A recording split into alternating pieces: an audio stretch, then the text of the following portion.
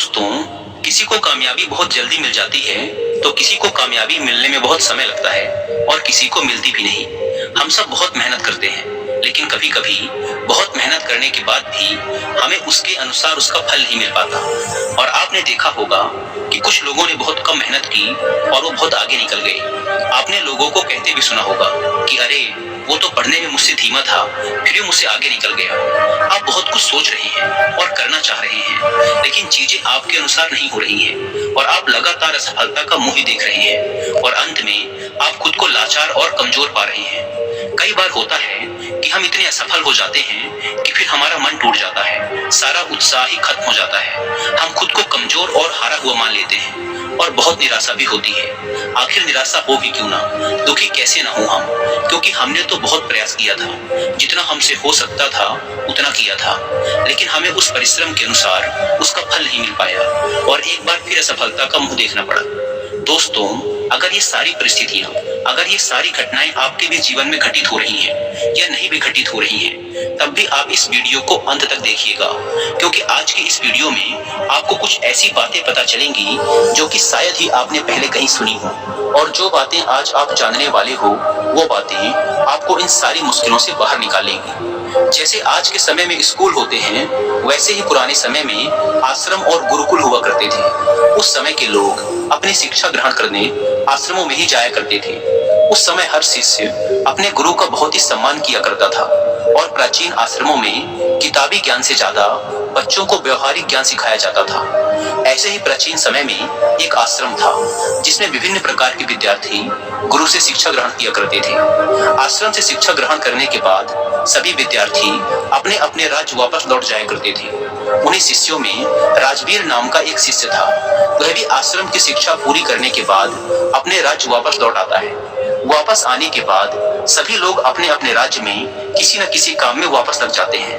धीरे धीरे समय बीतता गया, राजवीर और बड़ा होने लगा। उसके परिवार की आर्थिक स्थिति पहले से ही अच्छी नहीं थी। राजवीर के घर वालों ने भी यही सोचा था कि राजवीर जब आश्रम से अपनी शिक्षा पूरी करके लौटेगा तो वो बहुत कामयाब बनकर लौटेगा और हमारे घर की सारी गरीबी को खत्म कर देगा। लेकिन राजवीर के साथ ये सारी बातें उल्टा पड़ रही थी। वह आश्रम से शिक्षा ग्रहण करके तो आया था, लेकिन जब वह काम की तलाश में कहीं जाता था तो उसे कोई भी काम नहीं मिलता था। वह छोटी छोटी चीजों में असफल हो जाया करता था। राजवीर एक बार अपने राज्य के राजा के यहाँ गया हुआ था, क्योंकि राजा अपनी सेना में नए सैनिकों को भर्ती कर रहा था। राजवीर भी राजा की सेना में भर्ती होने के लिए उसके महल पहुंच जाता है। लेकिन राजवीर जब राजा के अधिकारियों के सामने अपनी योग्यता दिखाने के लिए प्रस्तुत होता है तो उसके हाथ पैर कांपने लगते हैं। यह देख राजा के अधिकारी उसे वहां से बाहर कर देते हैं और उससे कहते हैं कि तुम राजा की सेना में भर्ती होने लायक नहीं हो अभी। इस बात से राजवीर बहुत ही निराश और दुखी हो जाता है, क्योंकि उसके जीवन में अगर कोई उम्मीद बची हुई थी तो वो यही थी कि वह राजा की सेना में भर्ती होकर अपने घर के आर्थिक हालातों को ठीक कर देगा। लेकिन वहां से निकाले जाने के बाद वह दुखी मन से अपने घर वापस आ जाता है। उसे लोगों के तरह तरह के ताने सुनने को मिलते हैं। लोग कहते हैं कि राजवीर बहुत पढ़ा लिखा है, लेकिन फिर भी इसे कोई काम नहीं मिल पा रहा है। तो कुछ लोग कहते हैं कि इसने तो आश्रम में ठीक से शिक्षा ही ग्रहण नहीं की होगी। कुछ लोग तो यहाँ तक कहने लगते हैं कि ये मंद बुद्धि है, इसमें सोचने समझने की क्षमता ही कम है, इसीलिए इसका दिमाग ठीक तरह से काम नहीं कर पा रहा है। मतलब लोग उसे तरह तरह के ताने मारते थे। इस वजह से राजवीर बहुत ज्यादा परेशान हो गया था। एक दिन तो उसके मन में आत्महत्या करने का विचार भी आने लगा, लेकिन जैसे तैसे उसने स्वयं को संभाला। उसने अपनी समस्या अपने एक पुराने मित्र से बताई। मित्र ने राजवीर को सलाह देते हुए कहा कि राजवीर, तुम एक बार फिर आश्रम में अपने गुरु से मिलने जाओ और उनसे अपनी सारी समस्याएं बताओ। वो जरूर तुम्हारी समस्या का कोई न कोई समाधान निकालेंगे। राजवीर पहले तो हिचकता है कि आश्रम को छोड़े हुए बहुत समय हो गया, पता नहीं मुझे गुरुजी पहचान भी पाएंगे या नहीं। लेकिन फिर वह जैसे तैसे हिम्मत जुटाकर आश्रम चला जाता है। वहां पर उसे वही पुराने गुरु मिलते हैं जिन्होंने राजवीर को बचपन में पढ़ाया था। गुरु अब बूढ़े हो चले थे। राजवीर गुरु से मिलता है और उनके समक्ष बैठकर अपनी समस्याएं बताना शुरू करता है। गुरु पूरी शांति से राजवीर की बातें सुनने लगते हैं। राजवीर कहता है कि हे गुरुवर, मैं जो भी करता हूँ उसमें असफल हो जाता हूँ। मैं किसी भी परीक्षा को उत्तीर्ण नहीं कर पा रहा हूँ। मेरे घर वालों को उम्मीद थी कि मैं घर के आर्थिक हालातों को ठीक कर दूंगा, लेकिन मैं उसमें भी अब तक असफल ही रहा हूँ। मैंने अपनी शिक्षा भी अच्छी तरह से पूरी की थी, लेकिन तब भी मैं लगातार असफल होता जा रहा हूँ। मैं हर परीक्षा की घड़ी में खुद को लाचार पा रहा हूँ, जिस वजह से मेरे दिमाग में तरह तरह के नकारात्मक विचार जन्म ले रहे हैं। इसी तरह से उसने और भी अपनी समस्याएं गुरु को बताई। जब राजवीर ने अपनी बात पूरी कर ली, तब गुरु ने कहा, राजवीर, मैं अभी तुम्हें एक कहानी सुनाऊंगा और इस कहानी में तुम्हारी सारी समस्याओं का समाधान छुपा है। बस तुम इसे ध्यान से सुनना। एक बार एक चरवाहा जंगल में भेड़ चराया करता था। एक दिन भेड़ चराते चराते वह जंगल में इतना आगे चला गया कि वहां उसे एक शेर का छोटा बच्चा मिला। उसने अभी आंखें भी नहीं खोली थी। छोटा बच्चा सबको प्यारा लगता है। यह जानते हुए भी कि यह शेर का बच्चा है, वह चरवाहा उस बच्चे को अपने घर ले आया और भेड़ों का दूध पिलाने लगा। वह बच्चा धीरे धीरे बड़ा होने लगा। वह भेड़ के बच्चों के साथ खेलता, उनके साथ ही दूध पीता और उनके जैसा ही बोलता। वह खुद को भेड़ ही समझता था। अब बच्चा बड़ा हो गया था। एक दिन किसी दूसरे शेर ने भेड़ों के झुंड पर हमला कर दिया। सभी भेड़ें डरकर भागने लगी। शेर का वह बच्चा भी भेड़ों की ही तरह डरते कांपते भेड़ के झुंड की तरफ भागने लगा। वह जवान हो गया था, लेकिन फिर भी डरा हुआ भेड़ के झुंड के साथ ही भागा जा रहा था। भागते हुए शेर के बच्चे को, जो कि अब बड़ा हो गया था, उस हमलावर शेर ने देख लिया। उसे इस तरह भागते देख हमलावर शेर को बड़ा आश्चर्य हुआ। उसने भेड़ों की ओर से अपना ध्यान हटाया और उस शेर के बच्चे को ही पकड़ लिया और उसे समझाने लगा कि तू क्यों डर रहा है, तू तो खुद एक शेर है। दूसरा शेर, जो कि भेड़ों के झुंड के साथ भाग रहा था, उसने कहा कि शेर तो जंगल का राजा होता है। उसकी दहाड़ से जंगल के सभी जानवर कांपते हैं। मैं दूध पीने वाला इतना शक्तिशाली शेर नहीं हो सकता। हमलावर शेर उसे पकड़कर एक तालाब के पास ले गया और तालाब के पानी में उसे उसका चेहरा दिखाकर बोला कि देख, तेरा चेहरा मेरे जैसा ही है, तेरे दांत मेरे जैसे हैं, तेरे पंजे भी मेरे जैसे ही हैं, इसीलिए तू भेड़ नहीं है, तू शेर है। दूसरा शेर कहने लगा, ठीक है, मेरा चेहरा तेरे जैसा ही है, लेकिन तू तो बहुत शक्तिशाली है, मेरी आवाज से तो कोई डरता भी नहीं। हमलावर शेर ने कहा, तेरी आवाज से भी सब डरेंगे, बस तू खुद को शेर समझ। जिस दिन से तूने खुद को शेर समझ लिया, उस दिन से तुझसे सब डरेंगे। बस तू अपने अंदर की शक्ति को पहचान और खुद पर भरोसा रख।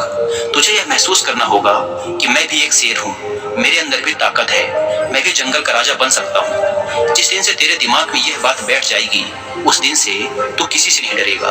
तू आज डरकर इसीलिए भाग रहा था क्योंकि तू खुद को भेड़ समझ रहा था।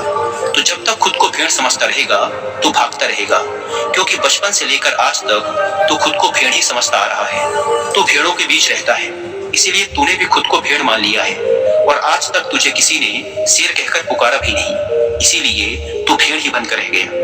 गुरु ने कहा, राजवीर, तुम्हारी जिंदगी में भी यही हो रहा है। तुम्हारे अंदर सारी योग्यताएं हैं, लेकिन तुम भी खुद को भेड़ ही समझ रहे हो। इसका सबसे बड़ा कारण ये है कि कोई भी तुम्हें प्रोत्साहित नहीं कर रहा है कि तुम भी कर सकते हो। लोग तुम्हें सिर्फ अपनी नकारात्मक ऊर्जा ही दे रहे हैं। लोग तुमसे सिर्फ यही कह रहे हैं कि राजवीर ठीक से पढ़ा नहीं है, राजवीर योग्य नहीं है, इसलिए उसे कहीं पर भी कोई काम नहीं मिल रहा है। तुम्हारे चाहने वालों ने, आस पड़ोस वालों ने असफलता का डर तुम्हारे दिमाग में भर दिया है। बचपन से ये सभी लोग तुम्हें अयोग्य ही बोल रहे हैं और अयोग्य ही समझ रहे हैं, जिससे तुम्हारी मानसिक दशा भी अयोग्य सी हो गई है। तुम अपने नकारात्मक विश्वासों में कैद हो गए हो। तुम खुद को असफल और हारा हुआ मानने लगे हो। बस एक गेम जीतकर आपको मिल सकती है ऐसी कार, बाइक या इनमें से कोई भी प्राइज। तो अभी जाइए खेलिए अपनी सर्कल पर। तक जब किसी को अयोग्य और असफल बोला जाएगा, तो उसका दिमाग सच में अयोग्य और असफल हो जाएगा। वह खुद को कमजोर और लाचार समझने लगता है, क्योंकि लोगों ने उसे कमजोर और लाचार ही बोला है। इस दुनिया में प्रोत्साहित करने वाले लोग बहुत कम हैं। राजवीर, ज्यादातर लोग बस तुम्हें नकारात्मक ऊर्जाएं ही देंगे। वो तो चाहते हैं कि तुम जिंदगी में सफल ना हो, तुम जिंदगी भर भेड़ ही बने रहो। वे तुम्हारे भेड़ बने रहने पर ही खुश हैं, क्योंकि उन्हें भी डर है कि अगर तुम शेर बन गए तो तुम उन्हें खा जाओगे, क्योंकि शेर से सब डरते हैं। अर्थात उन्हें डर है कि तुम जिंदगी में उनसे आगे निकल जाओगे। अगर अपनी जिंदगी में कोई व्यक्ति बहुत सफल होता है, तो सबसे पहले आस पड़ोस के लोगों और रिश्तेदारों को ही दुख तकलीफ होती है। सफल होने के लिए तुम्हें खुद को अंदर से बदलना करना होगा, खुद के दिमाग पर काम करना होगा, खुद को शेर समझना होगा। जिस दिन तुम खुद को शेर अर्थात योग्य समझने लगे और खुद पर विश्वास करने लगोगे, उस दिन तुम खुद ही सफल हो जाओगे। गुरु ने कहा, राजवीर, अगर किसी बच्चे को बचपन से ही बोला जाएगा कि तू कमजोर है, तू मंद बुद्धि है, तू गधा है, तू जीवन में कुछ भी नहीं कर पाएगा, तू जीवन भर असफल ही रहेगा, तो सच में वो जीवन भर असफल ही रह जाएगा और ये सब बातें उसे भेड़ बना देंगी और वो खुद को भेड़ ही मानने लगेगा। यहाँ भेड़ से मतलब है कि वो खुद को कमजोर और लाचार समझने लगेगा। वह मानने लगेगा कि वह जिंदगी में कुछ भी नहीं कर सकता, तो उसके आसपास के लोग उसे खुद कमजोर बना देते हैं। लेकिन किसी बच्चे से बचपन से ही ये बोला जाए कि तू शेर है, तू योग्य है, तू कर सकता है, तेरे अंदर बहुत ताकत है, बहुत हिम्मत है, दुनिया की कोई भी ताकत तुझे सफल होने से नहीं रोक सकती। अगर बचपन से ही ये सब विचार उसके दिमाग में डाल दिए जाएं, तो वास्तव में उसे सफल होने से कोई नहीं रोक सकता, क्योंकि अब उसके दिमाग में यह बैठ चुका है कि वह सफल हो जाएगा। जब किसी के दिमाग में ये सब बातें पूरे विश्वास के साथ बैठ जाती हैं, तो फिर ये ब्रह्मांड खुद उसे सफल बनाता है। बच्चा जब जानने समझने लायक होता है, तो उसके आसपास क्या चल रहा है, लोग क्या बोल रहे हैं, वो ये सब बातें बड़े ध्यान से सुनता है और समझता भी है। गुरु कहते हैं कि अगर उस छोटे बच्चे के अंदर अच्छी सोच, अच्छे विचार भर दिए जाएं और उसके बारे में अच्छा बोला जाए कि तेरे अंदर असीम संभावनाएं हैं, तो जो चाहे कर सकता है, और सभी सकारात्मक विचार उसके अंदर डाल दिए जाएं, तो उसके दिमाग की क्षमता बढ़ने लगती है, उसका डर खत्म होने लगता है और उसके अंदर निर्णय लेने और संघर्ष करने की शक्ति बढ़ने लगती है। और ऐसे सकारात्मक सोच वाले बच्चे आगे चलकर अपनी जिंदगी में जरूर सफल होते हैं। कोई बच्चा कितना भी कमजोर हो, हमें उसे कभी भी गधा या कमजोर नहीं बोलना चाहिए। जब हम किसी बच्चे को कमजोर और लाचार बोलते हैं, तो वो सच में स्वयं को कमजोर और लाचार मानने लग जाता है। वो समझने लगता है कि वो सच में दूसरों से कमजोर है। उसका दिमाग खुद को कमजोर समझने लगता है। उसे लगने लगता है कि वास्तव में वह कुछ भी नहीं कर सकता, क्योंकि बचपन से ही उसके आसपास के लोगों के द्वारा बोला जा रहा है कि तू ये है, तू वो है, तू ये नहीं कर सकता, तू वह नहीं कर सकता। तो ये तमाम विचार बचपन से ही उसके अंदर बैठ जाते हैं, जिसकी वजह से वह ना तो कुछ बड़ा सोच पाता है और ना ही कुछ बड़ा कर पाता है और जिंदगी भर भेड़ बनकर रह जाता है। लेकिन अगर वहीं पर बचपन से ही उस बच्चे के दिमाग में अच्छे विचार डाले जाएं, अच्छी सोच पैदा की जाए, तो भविष्य में आगे चलकर वह एक सकारात्मक ऊर्जा के साथ आगे बढ़ेगा।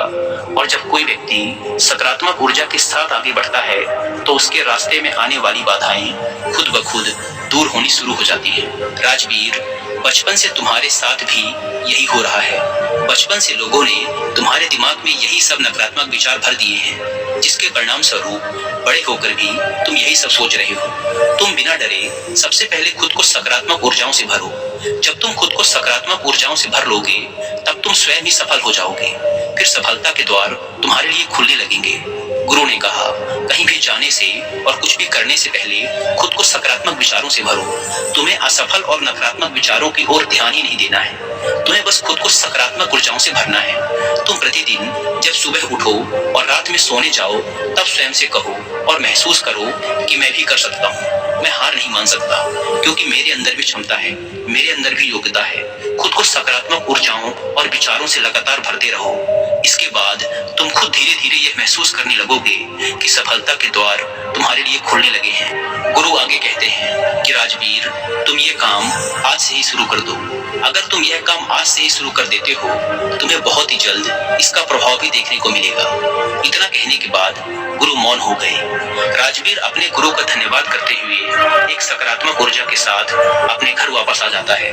3 महीने के अभ्यास के बाद सबसे पहले वह अपने अंदर के डर को खत्म करता है, खुद को सकारात्मक ऊर्जाओं और विचारों से भरता है। ऐसे ही एक दिन राजा के सैनिक उसके गांव आते हैं और कहते हैं कि राजा की सेना में कुछ नए सैनिकों की जरूरत है। इसीलिए जो भी व्यक्ति राजा की सेना में भर्ती होना चाहता है, राज्य का सैनिक बनना चाहता है, वो आज से ठीक 5 दिन बाद महल आकर अपनी योग्यता का प्रमाण देकर सेना में भर्ती हो सकता है। ठीक 5 दिन बाद कड़ी मेहनत के बाद अपनी योग्यता का प्रमाण देने राजवीर राजा के महल पहुंच जाता है।